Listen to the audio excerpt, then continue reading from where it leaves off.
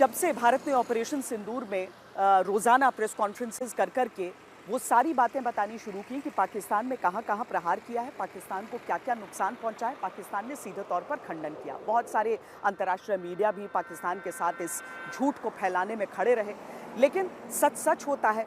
Satellite तस्वीरों के जरिए नुकसान का जो पैमाना पाकिस्तान में सामने आ रहा है वो बताता है कि भारत की तरफ से जितना करने की बात कही गई थी, पाकिस्तान को उससे कहीं अधिक नुकसान हुआ है। न्यूयॉर्क का टाइम्स स्क्वायर सबूत मांग रहा है पाकिस्तान की सच्चाई का।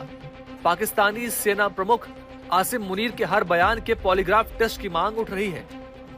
यह है ऑप सिंदूर के बाद पाकिस्तानी बेइज्जती का इंटरनेशनल सबूत।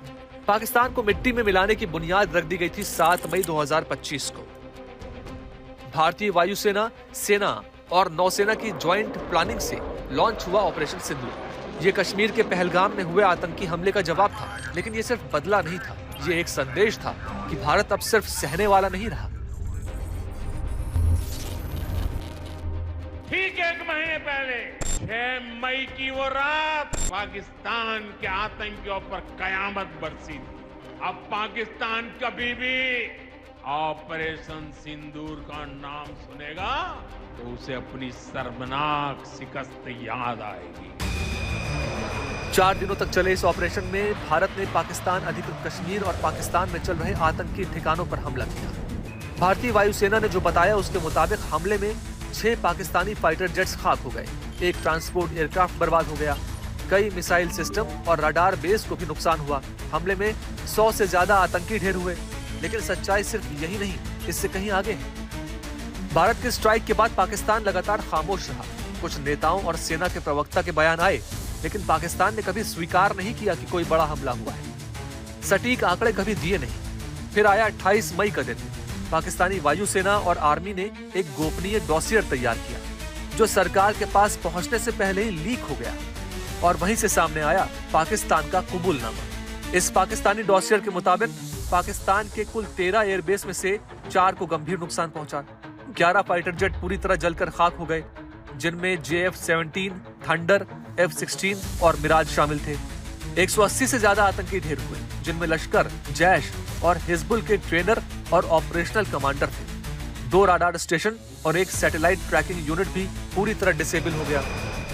यानी हकीकत बेहद गंभीर थी, और सबसे बड़ी बात, पाकिस्तान ने पहली बार आंतरिक रूप से स्वीकारा कि उसे इतनी बड़ी सैनिक क्षति हुई है। The enemy also, your adversary do, he had also attempted a large number of attacks on 10, starting from 1 o'clock till about 9:30, 10, huge number of attacks. They continued subsequently also, and he would have assumed that some of them were as successful as Indians have been. Of course, that didn't happen, and he had no way to realize this. They might be hoping that they have also done similar kind of damage, but probably their hopes were belied after 3 or 4 days when they would have searched the satellite images from whichever country they're buying from. Bharat ने operation सिंदूर के दौरान पाकिस्तान में हुई तबाही के सबूत पेश किए।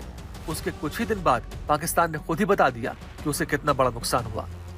डॉसियर में यह भी दर्ज है कि भारत ने साइबर वॉरफेयर के जरिए पाकिस्तान के एयर डिफेंस सिस्टम को 8 घंटे के लिए ब्लाइंड कर दिया, और इसी बीच वायुसेना के फाइटर जेट्स ने पाकिस्तान के अंदर टारगेट्स को ध्वस्त कर दिया। पाकिस्तान कहता रहा कि कोई बड़ा नुकसान नहीं हुआ, लेकिन डॉसियर में लिखा एक वाक्य सब कुछ कहता है। भारतीय कार्रवाई से राष्ट्रीय सैन्य प्रतिष्ठानों को अपूरणीय क्षति हुई। पाकिस्तान को समझना चाहिए, ये सिर्फ शुरुआत है। अगली बार डॉसियर नहीं, इतिहास खुद गवाही देगा।